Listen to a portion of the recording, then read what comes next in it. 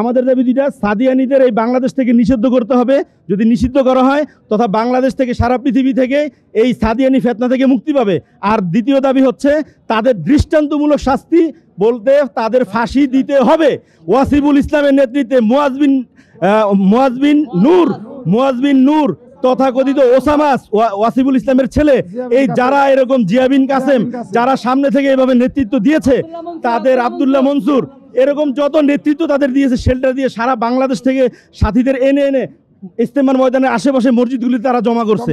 একটা হলো তাদের নিষিদ্ধ ঘোষণা করতে হবে বাংলাদেশ থেকে।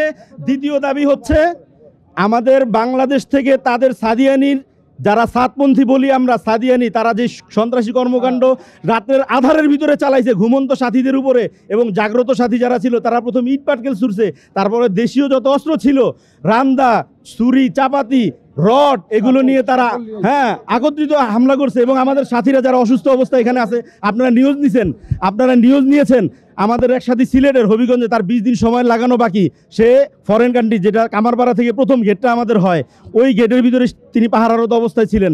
প্রথমে ইট মারছে, তারপরে তাকে এরকম পিটাইছে, এবং সে বলতেছে যে আমি তো কোনো রকম পালাইছি, কিন্তু পালানোর সময় আমি দেখছি যে দৃশ্য, যে কাউকে জব করতেছে, দেহ থেকে মাথা আলাদা করছে, এবং লাশ টেনে নিয়ে তারা ওই ময়দানের ভিতরেই গুম করতেছে। তো আমাদের দাবি দুইটা, সাদিয়ানিদের এই বাংলাদেশ থেকে নিষিদ্ধ করতে হবে।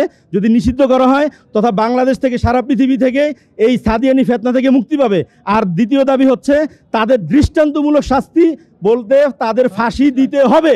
ওয়াসিবুল ইসলামের নেতৃত্বে মুয়াজ বিন নূর তথাকথিত ওসামা ওয়াসিবুল ইসলামের ছেলে, এই যারা এরকম জিয়া বিন কাসেম যারা সামনে থেকে এভাবে নেতৃত্ব দিয়েছে, তাদের আব্দুল্লাহ মনসুর, এরকম যত নেতৃত্ব তাদের দিয়েছে, শেল্টার দিয়ে সারা বাংলাদেশ থেকে সাথীদের এনে ইস্তেমার ময়দানের আশেপাশে মসজিদগুলি তারা জমা করছে।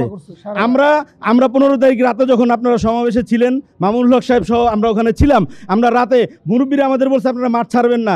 এই অবস্থায় আমরা গেছি, কোনো বিছানা নেই, কোনো শীতের পোশাক নেই, এই অবস্থায় সারা রাত কাটাইছি শীতের অবস্থায়।